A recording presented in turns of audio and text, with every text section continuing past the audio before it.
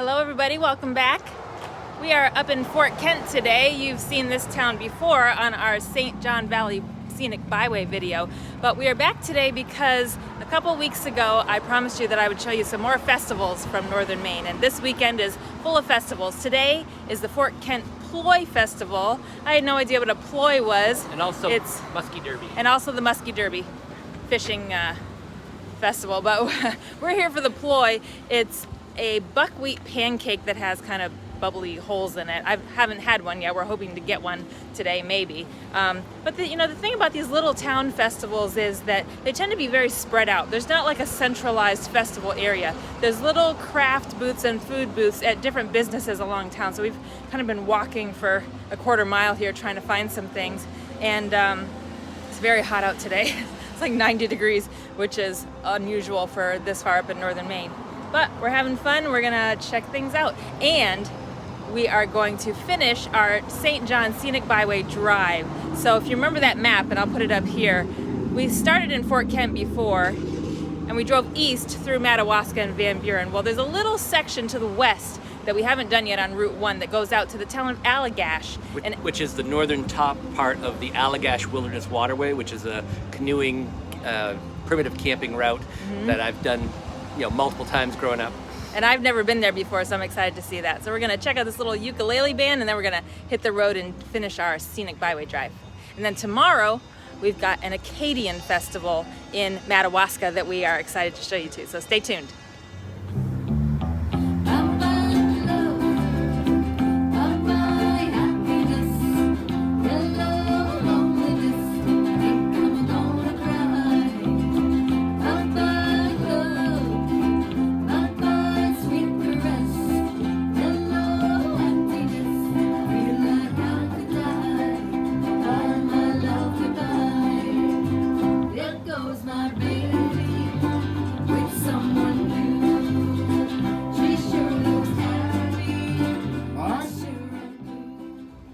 Well, it's getting to dinner time, and there does seem to be a great turnout here for the world's largest ploy done by Bouchard Farms. We are gonna park down the street and walk because there is a ton of cars here, so we'll go check it out.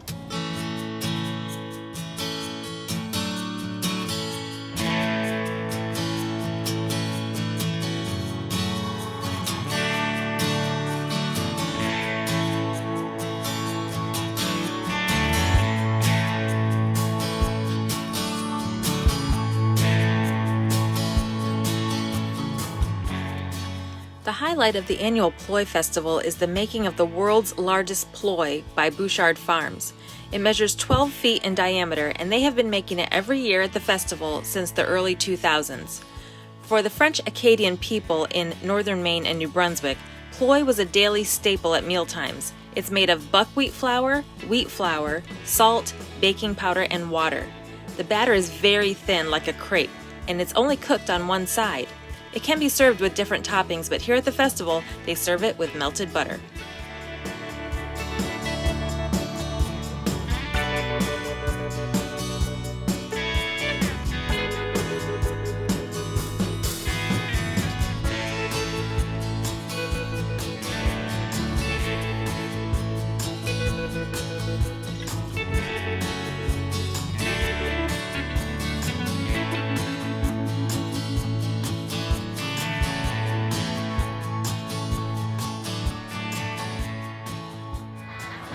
What do you got there? It's our piece of the world's largest ploy.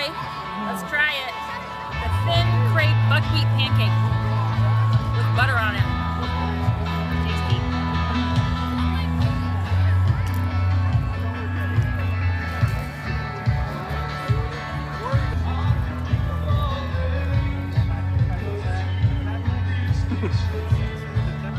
I'm sure it's even better when it's not, whatever, 20 feet across.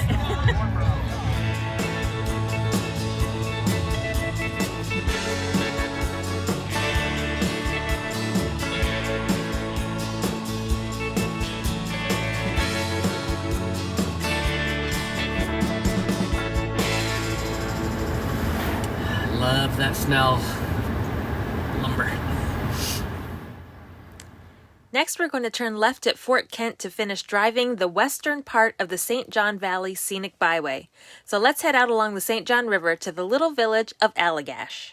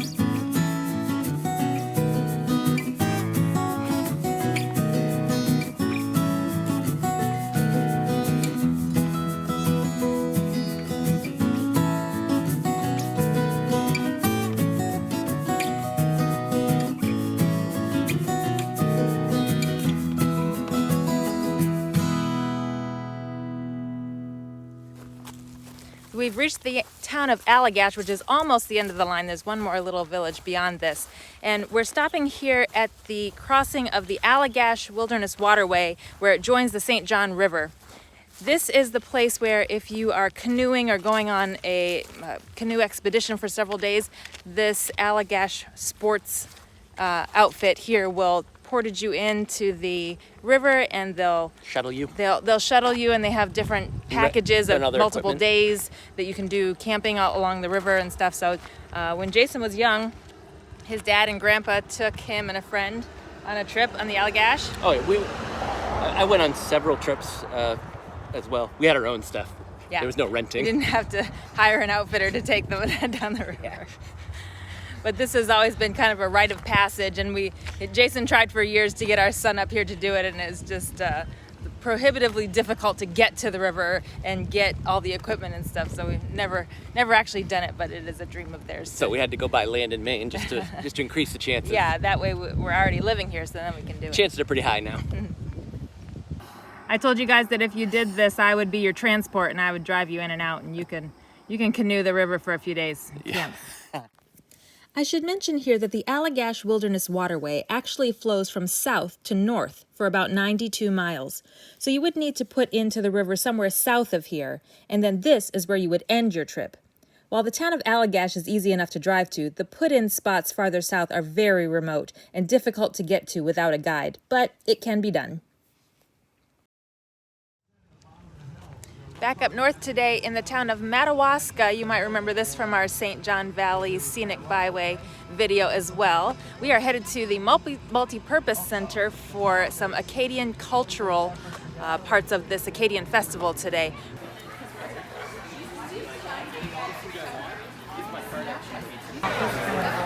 Puis là, c'est comme rien d'avoir une croûte, essayer d'avoir une croûte qui fait juste bien. She's talking about the layer of the flour that is being put between the meats and the onions and the potatoes is what makes the pie thicken. Oh. So. And is she speaking a French. dialect of Acadian French, or is it regular French? Well, it's our French. It's kind of like more of a Braillon French as opposed to like the real Parisian French. I see. Can you tell me about the noise parade? What are these papier-mâché masks here? Apparently a noise parade is a parade where the main purpose is to make lots of raucous noise as you go through. And the woman we were sitting next to said back in 2014 they had some Acadia Congress that kind of moves around, and they had 14,000 people here from Quebec. Northern Maine and New Brunswick, which is where the Acadia stretch goes through all three of those, 2 provinces in the state, which was a huge percentage of people. That's like 3 times the size of the town or more, I think. And these paper mache masks were worn in the parade. Yeah.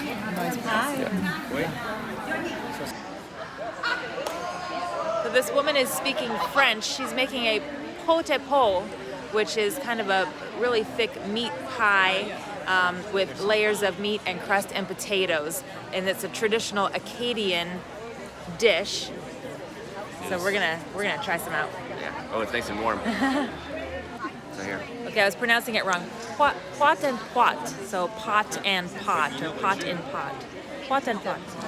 So this huge meat and crust pie needs to bake in the oven for 7 hours, but they made one last night as part of the festivities last night, and we are going to sample that one now. It's what Dinty Stew wishes it was. Tastes like Sunday dinner. Oh, that's good. Do you want to taste it? Do you want another? Well. This is cranberry sauce. High bush cranberry, therefore it tastes different. Smell it. Doesn't smell good at all. It's not like the Massachusetts cranberries. This is a No. It's a This very is different local. kind. Yeah. Okay. I go by the Well, you said it's high roadside. bush, so it's a different It's style. a tree. Yep. I have to really pull the branches down to take the berries. Oh. You like one? These are so good. All right, Thank we're you. gonna You're going for molasses. molasses and a little brown sugar. Okay. Let's start with that's really soaking that in. We'll keep doing more of that. Oh, these are nice and hot and fresh. Oh my God! You know how much I would want to die for. John, you want? That's so good with the molasses. Avec tout dit ça, ok, bon, ben comme ça, je suis contente de savoir, madame. Merci beaucoup, madame Stella. Merci. So who are the Acadians anyway? Well, for a short history lesson, we're going to hop 20 minutes down the road to the Acadian Village Historical Museum. The Acadians were a French colony that was settled in Nova Scotia in a colony called Acadia. And during the mid-1700s, when the British and French were about to go to war, the British decided that they wanted to expel all of the Acadians out of Nova Scotia so that they would not side with the French. So there was a mass deportation of these people, mostly south to the American colonies, but also some were sent back to Europe. About 10,000 people were expelled by the British. And as a result of that, the Acadians kept moving a little bit farther south, and eventually they came back from Europe in the late 1700s. And many of them settled in Louisiana, in the New Orleans area. So you may have heard Jason talk about this in our New Orleans video, that if you listen to the word Acadian and change it a little bit, Acadian, Cadian, Cajun, this is where the term Cajun comes from with the people who settled in New Orleans. They were originally from Acadia. In addition to the Acadians who eventually settled in the New Orleans area, some of the people deported from eastern Canada migrated just south over the border into northern Maine, and the descendants of the Acadians who settled here still celebrate their rich French history and culture. You heard some of the women speaking French when we were over at the activity center, and French, of course, is the main language of Acadia, but in 1890, the Maine government prohibited children from speaking French in school, and they were only allowed to speak English. Even the woman that we were talking to there said that she only spoke French at home when she was a girl, but in school she was only allowed to speak English. So the new generation coming up doesn't speak as much French, but that is still the native language here. On vote à la fontaine pour y pêcher du poisson, la zigazon zinzon. On vote à la fontaine pour y pêcher du poisson, la zigazon zinzon. La fontaine est profonde, je me suis coulé à fond, la zigazon zinzon. Fille en haut, fille en bas, fille, femme, femme aussi, puis la bottine, zin, le rigolet, ha ha. Son petit porte-clés tout rouillé, son petit porte-clés tout rouillé gaiement. Son petit porte-clés tout rouillé, son petit porte-clés tout rouillé gaiement. La fontaine est profonde, je me suis... The family that lived in this house had 18 children, and I'm assuming they all slept up here. You'd like to think maybe the oldest ones were gone by the time Yeah, the you'd youngest hope. ones needed to bed. There's an idea that we saw on a sign here called Revenge of the Cradle. So when the Acadians were expelled from Nova Scotia and the ones who settled here in northern Maine, they purposely had multitudes of children so that they could repopulate the Acadian population and kind of overwhelm the local population. So 18 children, I think, was part of that. And look what I found in the gift shop. Yay! Now we can make our own.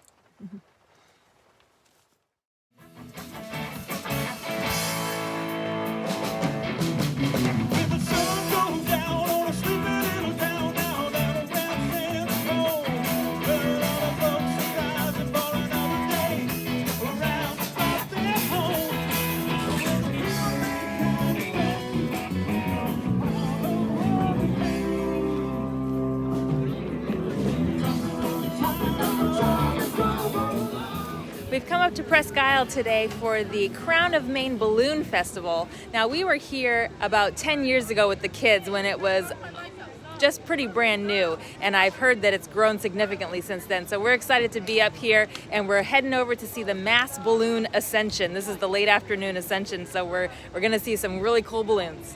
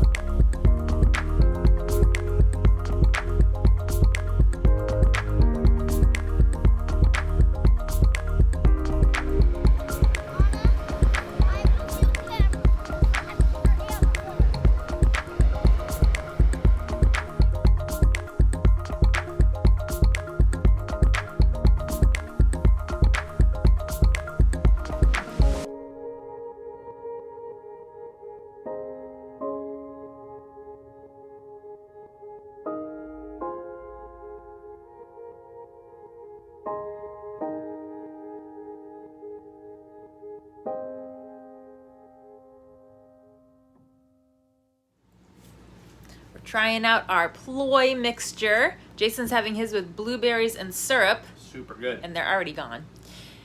And they are very hearty and very easy to fry. You know, sometimes pancakes will stick or burn, and these, if you get the cast iron or griddle hot enough, they release right away, and they're super easy to make. And you don't have to flip them. You only cook one side. So, very nice. So what are you doing? You pour it in. And you spread it real thin, so it's like, it's sort of like a crepe, but it's not as thin and eggy as a crepe. It really is a buckwheat pancake. But see how it has those bubbles on top? Yeah, and you said you spread it about 1/8 of an inch thick? Yep. And then you just cook it for a minute to a minute and a half, so it's nice and golden brown on the bottom. So I'm gonna use Nutella. Oops, try it again. What are you gonna use? So I'm going to use Nutella on mine, which I love. I don't usually buy it, but we got some leftover from Jaren the other day. Oh, on Jaren's moving day? Yeah. You had a little hazelnut spread. little bonus round Nutella.